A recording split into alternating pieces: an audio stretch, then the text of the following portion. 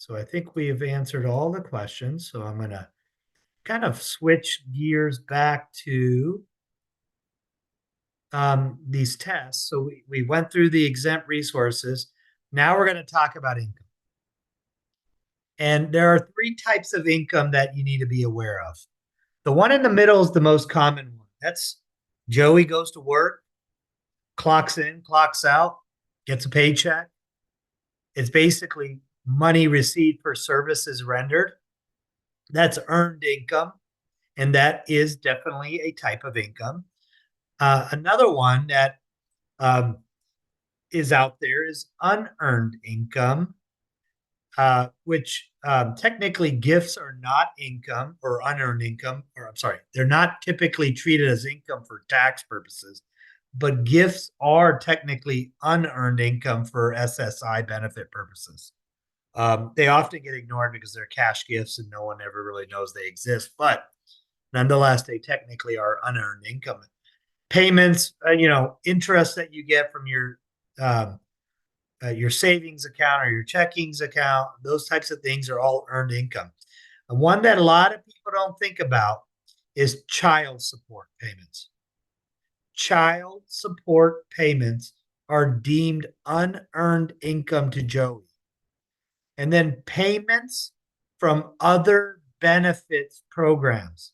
So if you have a child receiving SSI and then eventually is going to receive SSDI, which I'll talk about later, that SSDI money is unearned income to Joey, which is going to impact his SSI money. And then the last one is the actual receipt for food, clothing, shelter, things that someone else gets for you. Well, when they're minor children, that doesn't count as income. But when they're adult children, it does. Really, if you've ever heard a lot of families talk to each other and they talk about this concept of charging their 18-year-old Joey who's living in their house rent. This is why they're doing that. Because if your adult child Joey lives in your house and he's not paying rent, it's going to be attributed to him that he is receiving income. And here's basically the rule as I want you to learn it today. If the resource test unlocks the door, the income test, as I mentioned, is what tells you how wide the door is going to be open. If you receive any income, regardless of the category, the more income you receive, the door starts to shut. That's what I want you to remember. I don't want you to remember any type of formula or any type of calculus, so to speak, on how an income will impact the benefits. I want you to just know if you receive any of these categories of income, your SSI benefits will start to reduce. All the way to where if you receive too much, it could shut all the way. Now, a shut door is not the same thing as a locked door. So, in other words, I'm talking about SSI benefits at the moment. The door could be shut for SSI benefits, but still be unlocked, and you could still be receiving Medicaid benefits. Okay, just wanted you to understand that distinction. Do the parents have to have an actual rental agreement, piece of paper with Joey for SSI?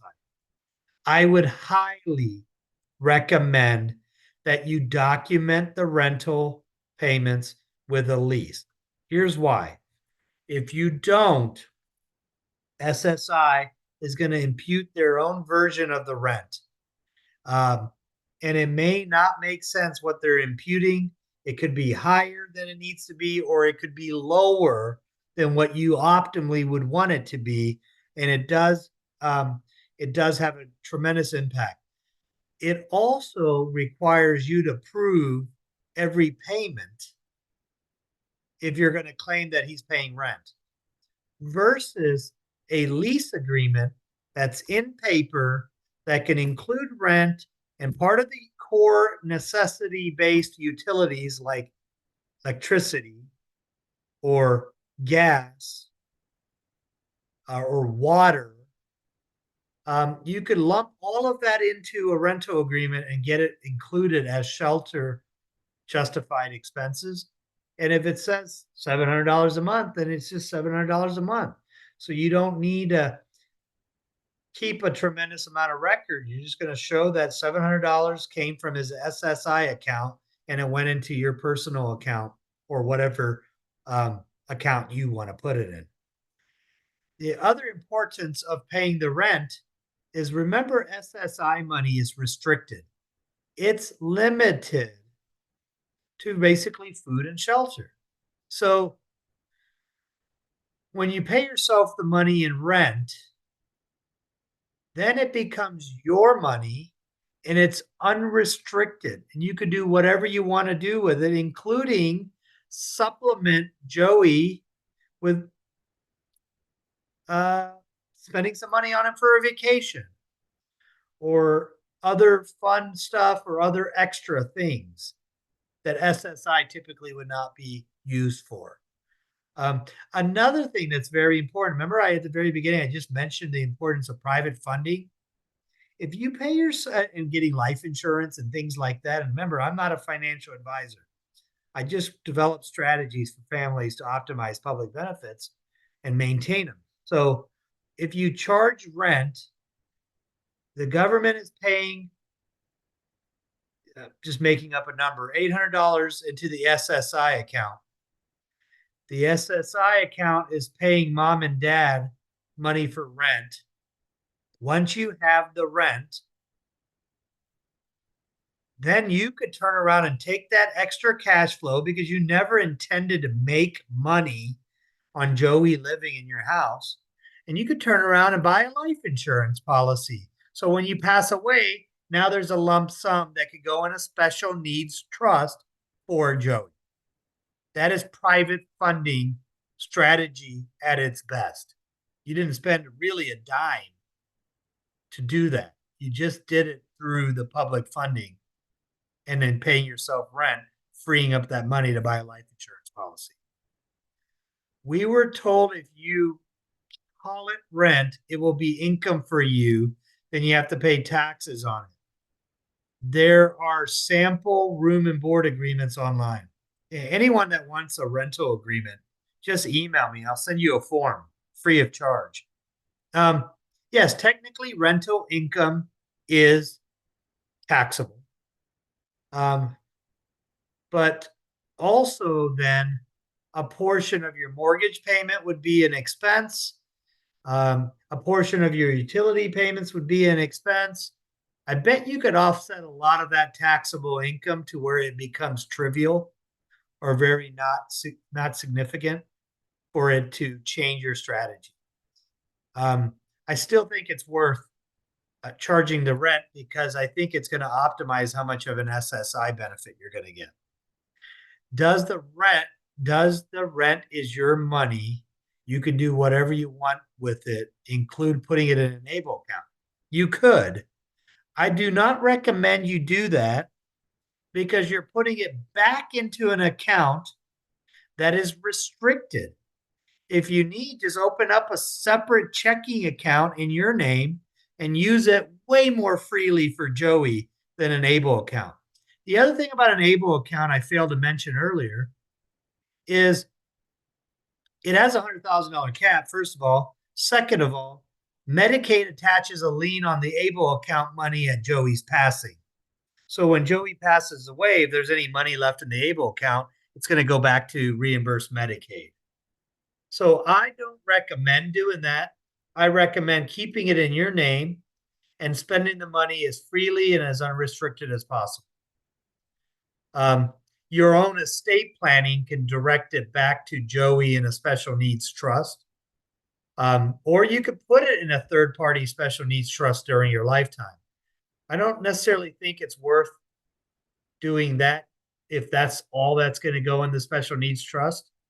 Meaning during your lifetime versus waiting till you pass away and doing it as part of your estate planning where more is going into the special needs trust all at once. Switching gear to SSDI. This is the old fashioned Social Security disability benefit. If I got in a bad car accident and I could no longer work, and I've put in work into the system, I'm going to get SSDI. It won't matter how much money I have in the bank account. It's not a resource test to it. But I'm actually not really talking about the SSDI that I would receive if I became incapacitated. I'm actually trying to figure out how Joey can receive SSDI benefit, especially if he hasn't worked.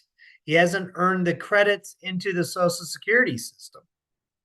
And this is one that's very important to be aware of. Before I get into it, are there any specific medical conditions that could or would qualify an individual for disability without having an intellectual disability? If so, which type of doctor would need to fill out the information? Depends, I guess, on how old Joey is. It doesn't have to be exclusively intellectual disabilities. I mean, there are people with physical disabilities that qualify for the same things we're talking about. But what kind of doctor do you go to? I mean, oftentimes it depends. If it's a child and you're getting the diagnosis early, which is something I highly, highly encourage you to do, I guess very bluntly said, I would say don't live in sort of this space of denial. Get the medical diagnosis, because that's going to free up your world for public benefits and the other support and help that you could get. But a pediatrician is generally where we would see a lot of these diagnoses occurring.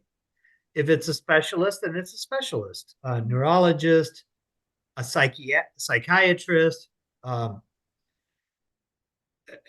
and there's so many other specialists. But generally, I would say, but if we're dealing with an adult that hasn't had a diagnosis, a primary care physician, internal medicinist, all of them would be able to potentially help you with getting that diagnosis.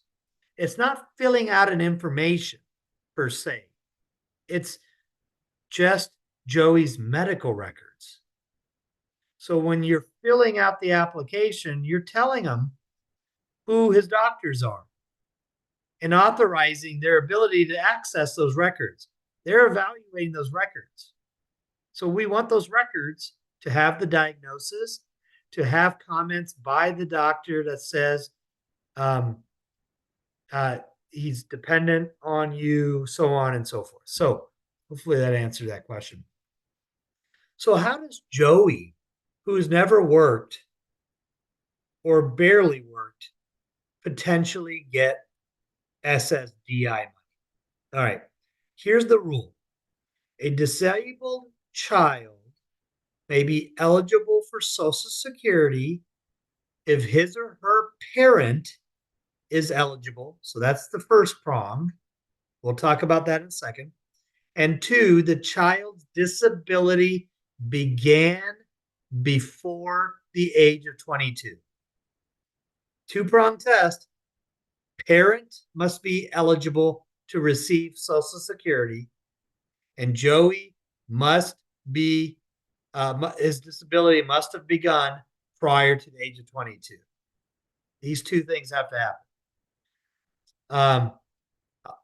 How is a parent eligible?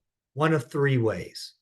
Either the parent, him or herself, have become disabled, has reached the retirement age, or has passed away. At that point, if Joey was disabled prior to the age of 22, then now Joey will receive SSDI. And I'll share what that amount is here in a second. Social Security is not affected by how much assets Joey has. But if Joey makes too much income, that may result in not having the determination of disability. This disability beyond the medical records has an added layer of scrutiny requirement, and that is that it is tied to Joey's ability or lack of ability to earn income, to be able to make money. And so if he's got a full-time job making money, you may not receive the disability determination for this two-prong test. So what is the SSDI benefit? It is huge to note a few things. First of all, SSDI money, as I mentioned earlier, is not financial need based. It doesn't matter how much money Joey has in his bank account. Just like I said, if I got in an accident and I became disabled, I would receive SSDI money, even though I have money in a bank account. The second important thing is SSDI money is unrestricted money. It is not limited to food and rent. So it can be used for anything for Joey. It is much far more superior to eventually receive SSDI versus SSI. The other thing I want to say, it's not an option, it's a given right. So if the parent becomes eligible today, and Joey was disabled prior to the age of 22, and I was eligible to receive $3,000 a month for Social Security, that immediately, when I became eligible, Joey is entitled to half of it, not of my 3,000, just a calculation of what is half of 3,000. So Joey would receive $1,500. I would receive my 3,000. Now, in all fairness, there is a family cap that you cannot exceed for everybody total. But nonetheless, it is very significant. $1,500 a month for the rest of Joey's life, unrestricted money, is a very powerful benefit. And if my eligibility of the parent is tied to dying, then Joey gets 3/4. So if I was getting $3,000 and then I died, or I died and I would have gotten $3,000, now Joey's getting $2,250 every month of unrestricted money for the rest of his life. That is a huge impact in Joey's life to supplement other public benefits he might be receiving. Here's just a kind of an example where I piece SSI and SSDI together a little bit. In this example, Helen has been disabled from birth and is receiving $720 in SSI money monthly. That was the SSI. That's the public benefit that's financial need based. Helen's father, Earl, retires and he was receiving and is receiving $1,000 in Social Security, his Social Security a month. Helen begins immediately to receive $500 per month. By the way, it is so important that you notify your Social Security when you're becoming eligible that Helen is disabled prior to the age of 22. Because if you wait and they find out later, they'll send you a big lump sum check that pays all of these things retroactively to when you became eligible, because this is not an option, it's a right. And so what happens is I get more people that lose Medicaid benefit eligibility because they did not know about SSDI benefits for Helen. And all of a sudden, they get a $20,000 check in the mail, and now $20,000 of cash is obviously not an exempt asset for the resource test, and the door shuts immediately and it locks. It's better to receive it right away so you can deal with it right away on what to do with it. You can lose eligibility because of the back pay, even though it was not our fault. Well, I guess I know this will sound too direct, but they do see it as your fault because you didn't notify them that they should be getting the benefit right away.